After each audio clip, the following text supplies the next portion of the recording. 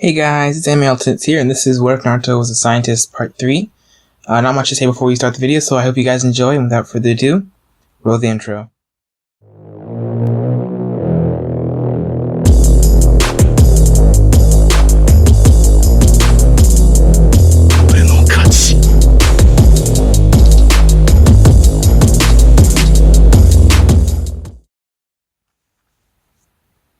Four years later.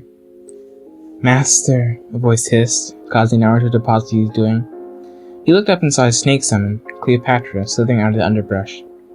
For a creature a few inches short of 30 feet long, she was freakishly silent. It was a trait that Naruto had highly valued. Naruto moved her, along with the entire Spectre colony, to the abandoned summon island that he and Karen had found. Cleopatra had a massive growth spurt for the last 4 years, in which she grew about 5 feet every year, and she showed no signs of stopping. This was totally fine with Naruto. The larger she was, the better. After all, she wasn't designed to be small. She was designed to match and surpass the largest snakes summons in Ryuchi Cave in both size and intelligence. Yes, Naruto answered, brushing his hair out of his face. It was getting kind of long, about shoulder length, and was bone straight. You have told me much about the outside world, but I would like to see it. Naruto smiled slightly. Cleopatra had only started developing a personality, which to say the least was an interesting one. She abhorred inefficiency and disrespect, along with preferring to end battles quickly, though she could fight battles for long periods of time. As would I, Cleopatra, but unfortunately you would be in danger, Naruto said, before quickly continuing, seeing Cleopatra's expression sour. But that is not to say that you are weak. There are people much stronger than you and I out there. Your endurance, however long it may be, there are still people who have more endurance than you out there, and people who are stronger than you out there. It would just be too dangerous. When I start going on missions, I will start summoning you more often, okay? By that time, you should be longer. Until then, use a Spectre clone. Cleopatra sighed heavily, before nodding and slithering back into the bushes. Time skip. 1 week after graduation. 1 week left, and 1 week left until announcements of teams. Naruto stood in his lab, working with the clean air enclosure.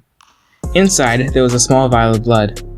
It had been extracted from one Hayate gecko, the man who had returned from a mission where his team had run headlong into a trap. He'd been poisoned by an unknown poison to Konoha. He would survive, but his lungs would be permanently damaged, unless a cure was found. Hiruzen had delegated this task to Naruto, as the regular scientists at Leaf were busy doing something or another. Naruto held the vial with his left hand and placed his right index finger at the bottom. His finger pulsed blue, as Naruto used his chakra to pull the blood cells closer to where his finger was, and bit by bit, silver particles flowed to the top, like oil separating from water. When the poison had been sent to Naruto, there had been reports about that the poison in Hayate's blood was metal-based. Naruto looked at Karen, who was on the other side of the clear air enclosure. He nodded at her, and she inserted her arms into the clear air enclosure. She picked up a syringe and took the top off of the vial. Then, using the syringe, she carefully extracted the metallic liquid on top. Naruto's chakra kept her from siphoning off any blood, seeing as how all the blood cells were being pulled to the bottom in a constantly rotating cycle. Naruto and Karen then pulled both of their arms out of the clear enclosure before Naruto shut it off and pulled out the syringe filled with poison. Well, let's get to it, Naruto said. Time skip. 1 week. Naruto and Karen walked into Konoha's hospital. Karen had a portable cooler over her shoulder. They began their long and winding walk through the maze-like hallways of the Konoha hospital until they got to a very discreet door in the very back of the hospital. Hiruzen and his Anbu guard were there, and Hayate was sitting in a medical chair in the middle of the room. Standing next to where Hayate was sitting were two doctors. They would be administering the antidote to Hayate. Though what really surprised Naruto were the trio of people standing in the corner behind Hiruzen. Homura Mitokado, the strategist of the trio, Koharu Utatain, the diplomat of the three of them, and Danzo Shimura, the leader of the group. Together, they made up the Hokage Council, or the Council of Three, as they were also known, one of the three political factions in the Leaf. Of course, the Hokage Council could have more or less than 3 members, but 3 was the most common. The other 2 political factions were the Shinobi Council, which was comprised of the heads of the prominent clans in the Leaf, and the Civilian Council, which was made up of the civilians in high job positions. Over those 3 groups was Hokage, who had the final decision in everything. Though it was speculated that Danzo had a tinge more powerful than was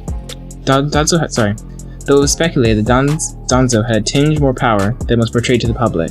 But this was probably because Hiruzen had allowed it. Side note, remember in this What If, Danzo is good, or as good as a character like Danzo can be, so he didn't actually attack Shizui or order the death of the Uchiha clan, but as for what's underneath his bandages or why the Uchiha clan was killed, you will have to wait. Side note end. I didn't know that the Council of Three would be here, Naruto said, mind racing. Yet the Council of Three took the time out of their normally busy schedule just to interact with him, which in a sense was rather odd.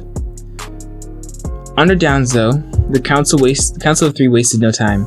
Everything they did had multiple purposes. If they decided to take a day off, most of the time it wasn't because they needed a break from work. Any Leaf Shinobi who had any dream of becoming well-known at some point in time had been introduced to the illustrious Council of Three. They had met with every single notable Leaf Shinobi since Hiruzen had received the Hokage hat from Tobirama. Kakashi the Sharingan, aka Kakashi Hatake, right after he became a Jonin, when he was 13. The Leaf's Sublime Green Beast, aka Mike Guy, the Leaf's best taijutsu specialist. 2 weeks and 3 days after his first A-rank mission, which was performed to perfection. Asuma of the Explosive Smoke, aka Asuma Saratobi. 1 hour and 57 minutes after he received his invitation to join the 12 Guardians, or the bodyguards of the Daimyo of the Land of Fire. The 3 Sannin? They gave them their tuning vests. The Leaf's Piercing Senbon, aka Genma Shiranui. The moment he had received his tuning vest, and most recently, even though she hadn't been given a moniker yet, Kurenai Yuhi, the most prominent Genjutsu member in Konoha.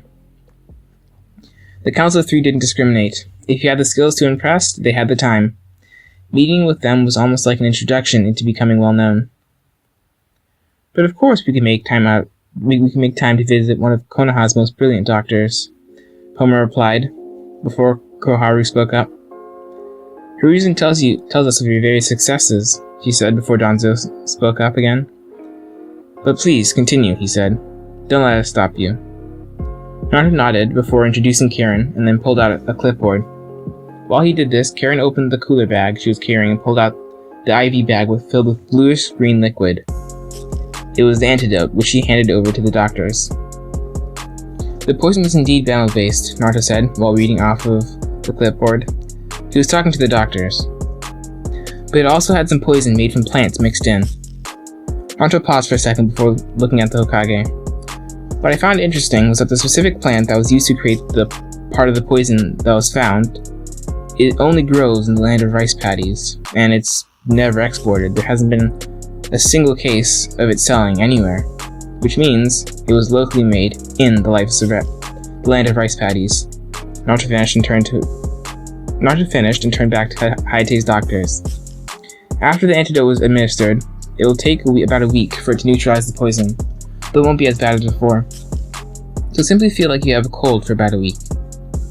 After he finished speaking, Naruto set the clipboard down before nodding to Hiruzen and the Council of Three. And so it begins, Naruto thought as he and Karen left. Time skip. Naruto was standing on the roof of the academy. His new sensei and teammates, if they could be called that yet, had already left. Hinata Hyuga, the daughter of one Hayashi Hyuga, the head of the Hyuga clan, and Sasuke Uchiha, the last Uchiha, a prodigy, though not on the level of Itachi. This wasn't Hiruzen's work, at least it didn't seem like that. It seemed more like the Council of the Three. Though the makeup of the group surprised Naruto, it would make more sense for, say, Sakura Haruno to be on Team 7. But then again, seeing as how she was placed on Team 8, one could say that was the right decision, because Sakura was good with Genjutsu, and teammate was led by Kurna Yuhi.